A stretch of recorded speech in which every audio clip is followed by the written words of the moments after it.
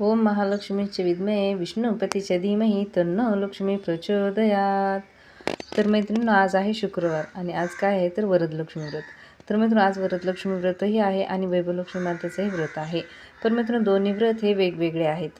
आपल्याला असं वाटतं की वरदलक्ष्मी व्रत आणि वैभवलक्ष्मी व्रत एकच आहे, पण तसं नाही. दोन्ही व्रत हे वेगवेगळे आहेत.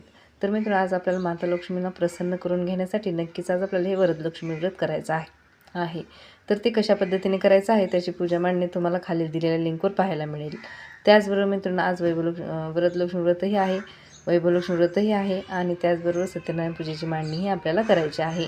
तर मित्रांनो, ही पूजा मांडणी आपल्याला प्रदोषकाळी करायची आहे. प्रदोषकाळात सत्यनारायण भगवानाची पूजाही करायची आहे आणि आपण जर सत्यनारायण भगवानांना जर प्रसन्न करून घेतले तर लक्ष्मीमाता ही आपोआपच आपल्यावर प्रसन्न होत असते. त्यामुळे मित्रांनो, नक्कीच हा योग खूप छान आलेला आहे. आज शुक्रवार निमित्त आपल्याला वैभवलक्ष्मी, वरदलक्ष्मी व्रत, त्याचबरोबर सत्यनारायण